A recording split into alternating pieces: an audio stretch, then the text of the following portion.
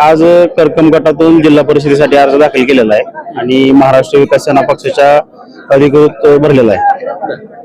तिथं आता नेमकं तुम्ही अर्ज भरलेला आहे, पण तेव्हा त्या गटामध्ये काय काय प्रमुख समस्या आहेत? समस्या सांगा एवढ्या कमीच आहेत.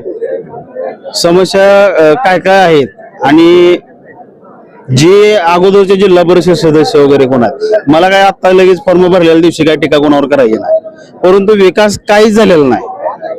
फक्त ठेकेदारी वाढलेली आहे. दिवस काम केलेलं आहे, 24 तास रात्रीचा अपरात्रीचा कधीही फोन आला तर सर्वसामान्य जनतेसाठी मी धावून गेलेला आहे. मग तुमचा कोणताही प्रश्न असू द्या, माझ्या माध्यमातून माझ्या परीने जेवढं होतं तेवढं मी शक्य होईल तेवढं काम त्यामुळे सर्वसामान्य जनता माझ्या पाठीमागे आहे आणि सर्वसामान्य जनतेने मला माझी काय कोणती मोठी परिस्थिती नाही, माझ्यासमोर बल्लाढ्य शक्ती आहे, पण माझ्या बरोबर जनता असल्यामुळं मी त्या ठिकाणी उमेदवारी अर्ज भरलेला. काय विकासाचं विजन काय असणार आहे? काय विकासाचं विजन एकच असणार आहे की आजपर्यंत जिल्हा परिषदेच्या माध्यमातून उमेदवारांनी जी स्वयंघोषित आहेत त्यांनी आजपर्यंत कधी विकासच केलेला नाही. त्या ठिकाणी रस्त्याची समस्या तशीच आहे, लाईटची समस्या तशीच आहे, पाण्याची समस्या तशीच आहे.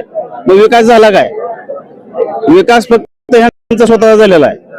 त्यामुळं विकास करकम जिल्हा परिषद गटात कुठंच झालेला नाही. रस्त्याची समस्या जर आपण तुम्ही बघितली तर आता 40-40, 45-45 वर्षाच्या लोकांना खुब्याचा आणि कमरेचा त्रास चालू झालेला आहे. इतकी भयंकर परिस्थिती जिल्हा परिषद गटामध्ये आहे.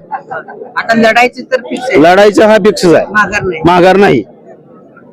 त्यांची काय बेधडक आणि रोखठोक बातम्या पाहण्यासाठी करकम सुपरफास्ट न्यूज चॅनलला सबस्क्राईब करा व बेल आयकॉनवरती क्लिक करून नोटिफिकेशन ऑन करा.